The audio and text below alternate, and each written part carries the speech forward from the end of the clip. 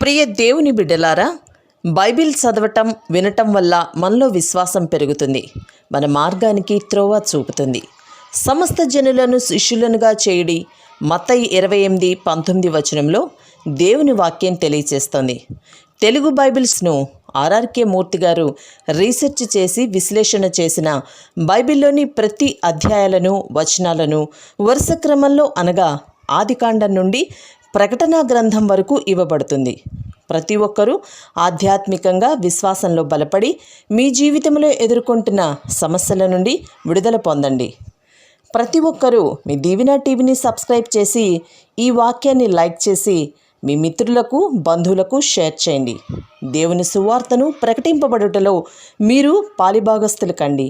ప్రియ సోదరి సోదరులారా, గత పాఠంలో బాప్తిస్మకుడైన యోహాను ప్రబోధాలను వినటానికి ప్రజలు గుంపులు గుంపులుగా వచ్చారని విన్నాము. ప్రజలు తమ పాపములు ఒప్పుకుంటూ యోర్దాను నదిలో అతని చేత బాప్తిస్మము పొందుతూ వచ్చారు. పాపములు ఒప్పుకొని పాప క్షమాపణ పొందినప్పుడు బాప్తిస్మం పొందాలి. అపొస్తల కార్యములు 2:38 వచనంలో పేతురు ప్రసంగిస్తూ అన్నాడు, మీరు మారుమనస్సు పొంది పాప క్షమాపణ నిమిత్తము ప్రతివాడు యేసుక్రీస్తు నామమున బాప్తిస్మము పొందండి. పాపక్షమాపణ అనుభవం తరువాత యేసును స్వకీయ రక్షకుడుగా ఒప్పుకోవడం జరుగుతుంది. యేసు రక్తము ప్రతి పాపము నుండి మనలను శుద్ధి చేస్తుంది. బాప్తిస్మము అనేది మారుమనసు తరువాత ప్రభువును అంగీకరించిన వ్యక్తికి అవసరం. అది ప్రభు ఆజ్ఞ. నమ్మి బాప్తిస్మము పొందినవాడు రక్షించబడతాడు, నమ్మని వానికి శిక్ష. మతాచారం వల్ల రాబోయే ఉగ్రతను తప్పించుకోలేరు. పాములాగా తప్పించుకొని పారిపోదామనుకుంటున్నారా సర్పసంతానమా అని యోహాను ప్రజలను గద్దిస్తున్నాడు. మారు మనస్సుకు తగిన ఫలం లేకపోతే దేవుడు తగిన చర్య తీసుకుంటాడని యోహాను ప్రబోధం. ఫలము అనేది ఆత్మ పంట. గలతీ పత్రిక 5:22 వచనం, ఆత్మ ఫలమేమనగా ప్రేమ, సంతోషము, సమాధానము, దీర్ఘశాంతము, దయాళుత్వము, మంచితనము, విశ్వాసము, సాత్వికము, ఆశానిగ్రహము. అబ్రాహాముకు మీరు సంతానమా? భౌతికంగా మీరు అబ్రాహాము పిల్లలైతే మీరిలా ఉన్నారేమిటి? కావాలంటే దేవుడు ఈ రాళ్ల నుండి అబ్రహాముకు సంతానాన్ని రప్పించగలడు. అంటే మీకంటే ఈ రాళ్లు నయం. గొడ్డలి చెట్టు వేరున ఉంచబడింది. మంచి ఫలము ఫలించని ప్రతి చెట్టు నరకబడి అగ్నిలో పడవేయబడుతుంది. యోహానన్నాడు, నా వెనుక వచ్చేవాడు నాకంటే ప్రముఖుడు, శక్తిమంతుడు. ఆయన చెప్పులు మోయటానికి కూడా నాకు యోగ్యత లేదు. నా వెనుక వచ్చేవాడు పరిశుద్ధాత్మతో అగ్నితో మీకు బాప్తిస్మమిస్తాడు, అనగా పరిశుద్ధాత్మతో మిమ్మును నింపుతాడు. ఒక వ్యక్తి రక్షించబడ్డాడంటే అది పరిశుద్ధాత్మ కార్యమే. పాపమును గురించి ఒప్పించేవాడు పరిశుద్ధాత్మే. రక్షించబడిన వ్యక్తిని పరిశుద్ధాత్మే క్రీస్తు శరీరంలోకి చేరుస్తాడు. అప్పటి నుండి పరిశుద్ధాత్మ నింపుదల అనుభూతి పొందుతూ ఉంటాడు. పరిశుద్ధాత్మ నింపుదలకు గుర్తు ఆ వ్యక్తి పరిశుద్ధ జీవితమే. ప్రబలమైన రుజువు పరిశుద్ధ జీవితం. ఆ వ్యక్తి శక్తి నొందుతాడు, బలమైన సాక్షి అవుతాడు, ఆత్మ సంపాదనలో జయం సాధిస్తాడు. యోహాను ఏమంటున్నాడు? ఆయన చేట ఆయన చేతిలో ఉంది. ఆయన తన కళ్లమును బాగా శుభ్రం చేసి గోధుమలను కొట్టులో పోసి ఆరని అగ్నితో పొట్టును కాల్చివేస్తాడు. గోధుమలను తూర్పారపడతాడు. పొట్టు ఎగిరిపోతుంది, చెదిరిపోతుంది. తాలుగింజలు ఎగిరిపోతాయి, గట్టి గింజలు మిగులుతాయి. దావీదు రాసిన మొదటి కీర్తన అంటోంది, దుష్టులు గాలి చెదరగొట్టే పొట్టులాగా ఉంటారు. మత్తయి సువార్త 3:13 వచనం నుండి 17 వచనం వరకు. ఆ సమయమున యోహాను చేత బాప్తిస్మము పొందటానికి యేసు గలిలయ నుండి యొర్దాను దగ్గర ఉన్న అతని వద్దకు వచ్చాడు. అందుకు యోహాను అన్నాడు, నేను నీచేత బాప్తిస్మము పొందవలసిన వాడనై ఉండగా నీవే నా వద్దకు వస్తున్నావా? యోహాను యేసును వారించాలని చూచాడు. యేసు అన్నాడు, ఇప్పటికి ఇలా కానియ్యి, నీతి యావత్తు ఈలాగు నెరవేర్చటము మనకు తగి ఉన్నది. యోహాను అలానే కానిచ్చాడు. యేసు బాప్తిస్మము పొందిన వెంటనే నీళ్లలో నుండి ఒడ్డుకు వచ్చాడు. ఇదిగో, ఆకాశము తెరువబడింది. దేవుని ఆత్మ పావురము వలె దిగి తన మీదికి రావడము చూచాడు. ఇదిగో, ఈయనే నా ప్రియకుమారుడు, ఈయన యందు నేను ఆనందిస్తున్నాను అని ఒక శబ్దము ఆకాశము నుండి వచ్చింది. శ్రోతలు, యేసు బాప్తిస్మము పొందవలసిన అవసరమేమిటి? ఆయన పాపికాడు, పరిశుద్ధుడు. మారుమనసు పొందాల్సిన పనేమిటి? ఆ మాటకొస్తే యోహానే యేసు చేత బాప్తిస్మం పొందాలి. యేసు పాపరహితుడు. అయితే ఆయన పాపులతో తనను తాను సంయుక్తపరచుకున్న పాపరహితుడు. ఆయన మానవులందరి పాపము భరించాడు.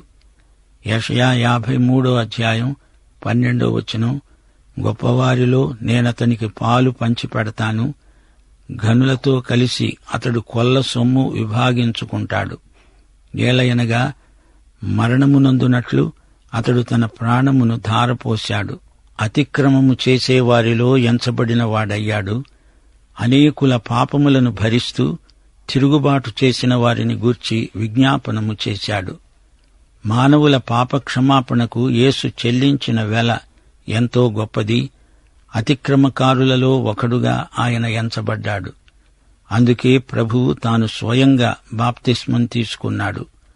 బాప్తిస్మము అనగా సమన్వయం, సంయుక్తత అనే అర్థం ఉంది. ఆయన ఆ విధంగా సంయుక్తతను కలిగించుకోకపోతే మనకు రక్షణ అనేదే ఉండేది కాదు. మరో కారణం, నీటి బాప్తిస్మం మరణానికి సాదృశ్యం. యేసు మరణమే ఒక గొప్ప బాప్తిస్మం. ఆయన రాజ్యంలో యేసు కుడివైపున ఒకరు, ఎడమవైపు మరొకరు కూర్చోవాలన్న ఆశను యాకోబు, యోహానులు వ్యక్తం చేసినప్పుడు యేసు ప్రభువు ఏమన్నాడు? మార్కు సువార్త 10:38 నేను త్రాగే గిన్నెలోనిది త్రాగడమైనా, నేను పొందుతున్న బాప్తిస్మము పొందటమైనా మీ చేతనవునా? అనగా యేసుక్రీస్తు మరణమే ఒక బాప్తిస్మం. ఆయన నీకోసం, నా కోసం మరణమనే బాప్తిస్మములో ప్రవేశించాడు. ఆయనలోనికి బాప్తిస్మము పొందిన మనమందరము ఆయన మరణ పునరుత్థానములతో సంయుక్తతనందుతున్నాము. నీటి బాప్తిస్మము మరణానికి సాదృశ్యం. యేసు యాజక ధర్మం నెరవేరుస్తున్నాడు గనుక మన పక్షంగా ఆయన బాప్తిస్మం పొందవలసి ఉంది. 2 కొరింథీ 5:21 మనమాయన యందు దేవుని నీతి అగునట్లు పాపమెరుగని ఆయనను మన కోసము పాపముగా చేశాడు. ఆయనలో పాపము లేదు కాని ఆయన మీద పాపము మోపబడింది. నా పాపము ఆయన మీదికి వచ్చింది, ఆయనలోకి కాదు. నీవు నేను ఆయనతో సంయుక్తమై రక్షించబడ్డాము. బాప్తిస్మమందు ఆయన మనతో సంయుక్తత నొందాడు. 1 పేతురు 3:21 ఏమి చెప్పబడింది? సాదృశ్య రూపకమైన బాప్తిస్మము మిమ్ములను రక్షిస్తుంది. అనగా యేసు ప్రభువు బాప్తిస్మముతో సమైక్యత వల్ల మనకు రక్షణ ప్రాప్తిస్తుంది. రక్షించబడటము అంటే క్రీస్తులోకి రావటము. క్రీస్తులోకి మనం ఎలా రాగలం? పరిశుద్ధాత్మ బాప్తిస్మము వల్ల. నీటి బాప్తిస్మం క్రీస్తుతో మన సంయుక్తతా స్థితిని తేటగా చూపుతుంది. యోహాను సువార్త 6:37 నా వద్దకు వచ్చే వారిని నేను ఎంతమాత్రము తోసివేయను అన్నాడు యేసు ప్రభువు. యేసుతో మనలను సమైక్యపరిచేవాడు, సంయుక్తం చేసేవాడు పరిశుద్ధాత్మ. నీటి బాప్తిస్మం సాక్ష్యమిదే. నీవు బాప్తిస్మం పొందావంటే అది నీ విధి. బాప్తిస్మం పొందకపోతే నీవు క్రీస్తుతో సమైక్యం కావటానికి ఇష్టపడడం లేదు. అది తిరుగుబాటు కిందికే వస్తుంది. నమ్మి బాప్తిస్మము పొందినవాడే రక్షించబడినవాడు. నమ్మని వానికి శిక్ష విధించబడుతుంది. క్రీస్తుతో ఏకమవడం విషయంలో వాదోపవాదాలు అనవసరం. మత్తయి సువార్త 3వ అధ్యాయం 15వ వచనంలో ప్రభు అన్నాడు, ఇది బాప్తిస్మ నీతి, దీనిని నెరవేర్చటం మన విధి. యోహాను యేసుకు బాప్తిస్మమిచ్చాడు. ఆయన బాప్తిస్మం తీసుకోగానే ఒడ్డుకు వచ్చాడు. అక్కడ త్రిత్వ సమావేశం జరిగింది. తండ్రి, కుమార, పరిశుద్ధాత్మలు సమావేశమయ్యారు. తండ్రి పరలోకం నుంచి కుమారుణ్ణి గురించి మాట్లాడాడు. అప్పుడు పరిశుద్ధాత్మ పావురము వలె వచ్చి కుమారుని మీద వాలాడు. తండ్రి ఏమన్నాడు? ఇడుగో నా ప్రియకుమారుడు, ఈయన యందు నాకెంతో ఆనందం. యేసు ఇప్పుడు తన ప్రజలతో మమేకమయ్యాడు. ఆయన ఎంత గొప్ప రాజు! యేసురాజా, నీకు మా స్తుతి స్తోత్రములు. దేవుడు తన కుమారుడైన యేసును బాప్తిస్మం సందర్భంలో లోకానికి కానుకగా ఇస్తున్నాడు. నా ప్రియకుమారుడు ఇడుగో అని పరిచయం చేస్తున్నాడు. ఈయన యందు నాకెంతో ఆనందం అన్నాడు. మార్కు సువార్త 1వ అధ్యాయం 9 నుండి 11వ వచనం వరకు ఇదే సన్నివేశం వర్ణించబడింది. ఆ దినములలో యేసు గలిలయలోని నజరేతు నుండి వచ్చి యొర్దాను నదిలో యోహాను చేత బాప్తిస్మము పొందాడు. వెంటనే ఆయన నీళ్లలో నుంచి ఒడ్డుకు వస్తూ ఉండగా ఆకాశము చీల్చబడము, పరిశుద్ధాత్మ పావురము వలె తన మీదికి దిగిరావడము చూచాడు. దేవుడన్నాడు, నీవు నా ప్రియకుమారుడవు, నీయందు నేను ఆనందిస్తున్నాను అనే శబ్దము ఆకాశము నుండి వచ్చింది. అలాగే లూకాసు వార్త 3వ అధ్యాయం 21, 22 వచనాలు. ప్రజలందరూ బాప్తిస్మము పొందినప్పుడు యేసు కూడా బాప్తిస్మము పొంది ప్రార్థన చేస్తూ ఉండగా ఆకాశము తెరువబడి పరిశుద్ధాత్మ శరీరాకారముతో పావురము వలె ఆయన మీదికి దిగివచ్చాడు. అప్పుడు దేవుడన్నాడు, నీవు నా ప్రియకుమారుడవు, నీయందు నేను ఆనందిస్తున్నాను అని ఒక శబ్దము ఆకాశము నుండి వచ్చింది. నజరేతులో యేసు తన బాల్యాన్ని గడిపాడు. తన 30వ ఏట బహిరంగ సేవ ప్రారంభించాడు. అందరూ యోహాను బోధ వినడానికి వస్తూ ఉంటే యేసు కూడా వెళ్ళాడు. తనకు బాప్తిస్మము ఇవ్వవలసిందని యోహానును అడిగాడు. నాకు నీవు బాప్తిస్మమివ్వు అని యేసు అడిగితే యోహాను అభ్యంతరం చెప్పాడు. నేను నీ దగ్గర బాప్తిస్మం పొందవలసిన వాణ్ణి, నన్నెందుకు బాప్తిస్మమివ్వమని అడుగుతున్నావు అన్నాడు యోహాను. యోహాను బాప్తిస్మానికి యేసు అతీతుడు. యోహాను బాప్తిస్మము మారు మనస్సుకు సంబంధించింది. పాపము విషయమై పశ్చాత్తప్తులైన వారికి యోహాను బాప్తిస్మం. యేసు పశ్చాత్తాపం చెందటమా? ఆయన పాపికాడే. ఆయనలో ఏ పాపమూ లేదు, ఉండడానికి వీల్లేదు. ఆయన ఏ పాపమూ చెయ్యలేదు. అది అసాధ్యం, అనూహ్యం. హెబ్రీ పత్రిక 4వ అధ్యాయం 15వ వచనం. మన ప్రధాన యాజకుడు మన బలహీనతల యందు మనతో సహానుభవము లేనివాడు కాడుగాని సమస్త విషయములలో మనవలనే శోధించబడినా ఆయన పాపము లేనివాడుగా ఉన్నాడు. హెబ్రీ పత్రిక 7వ అధ్యాయం 26వ వచనం. పవిత్రుడు, నిర్దోషి, నిష్కల్మషుడు, పాపులలో చేరక ప్రత్యేకముగా ఉన్నవాడు, ఆకాశమండలము కంటే మిక్కిలి హెచ్చైనవాడు అయిన ఇట్టి ప్రధాన యాజకుడు మనకు సరిపోయినవాడు. దేవునికి స్తోత్రం. 1 యోహాను 3వ అధ్యాయం 5వ వచనమేమంటోంది? పాపములను తీసివేయడానికి ఆయన ప్రత్యక్షమయ్యాడు. ఆయన యందు పాపమేమీ లేదు. మరి యేసు ఎందుకు బాప్తిస్మము తీసుకున్నాడు? యాజకుడు తన ప్రజల పక్షాన బలులర్పిస్తాడు.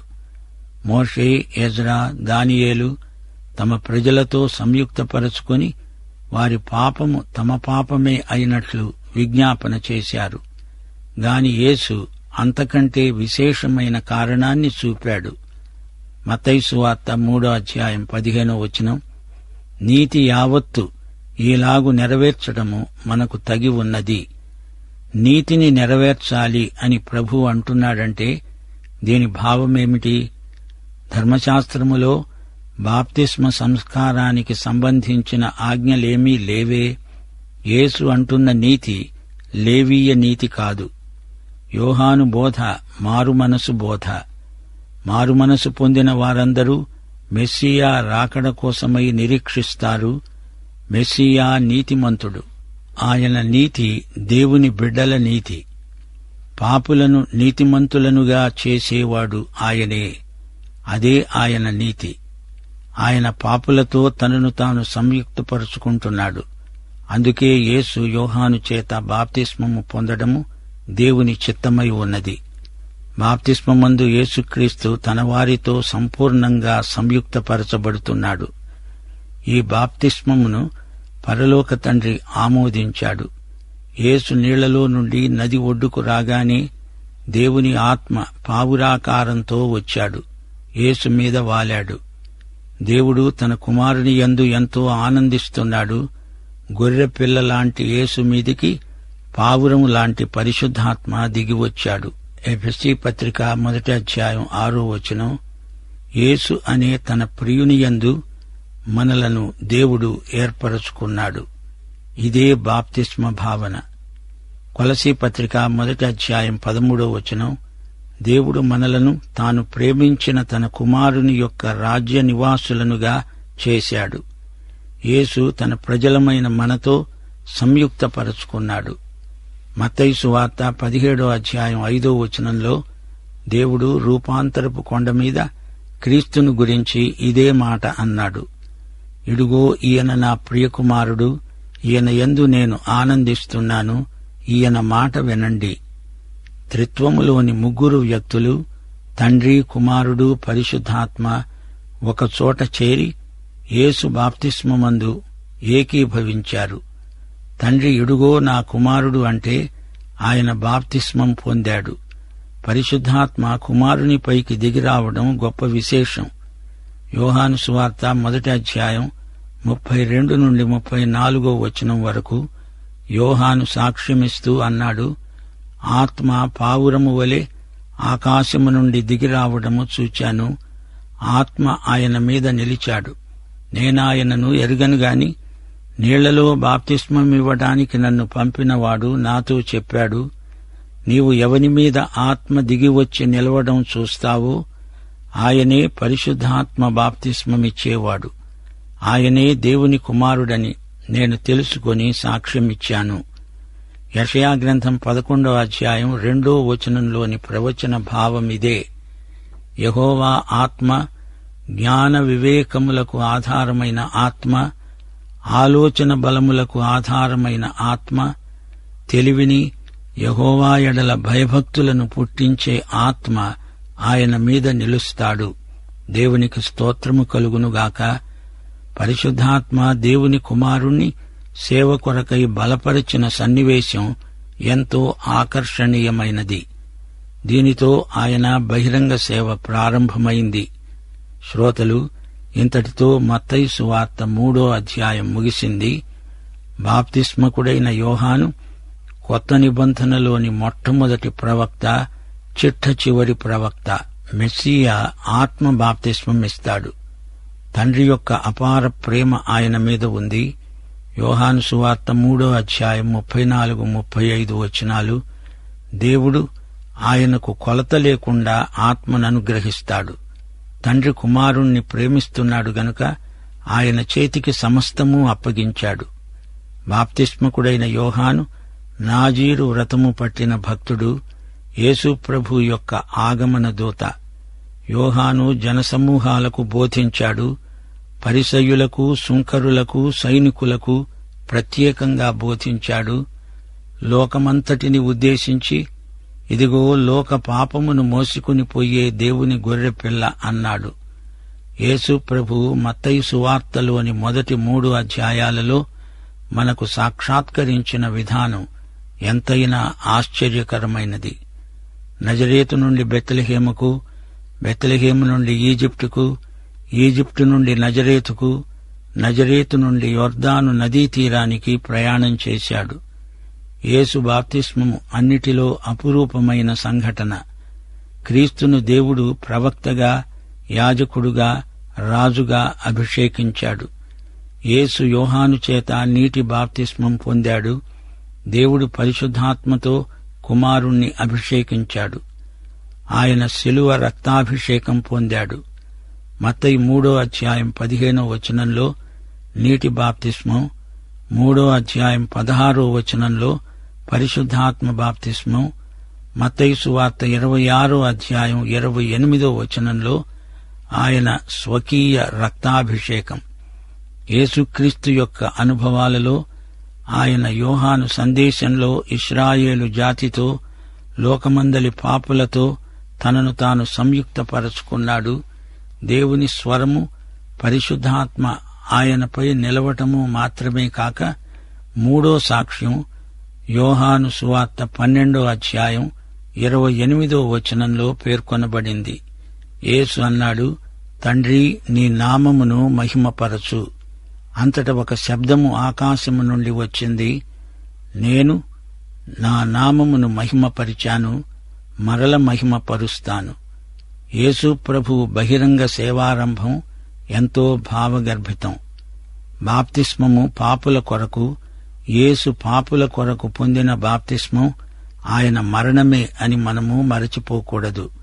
తన బాప్తిస్మం యేసుక్రీస్తు యొక్క పెంతెకోస్తు.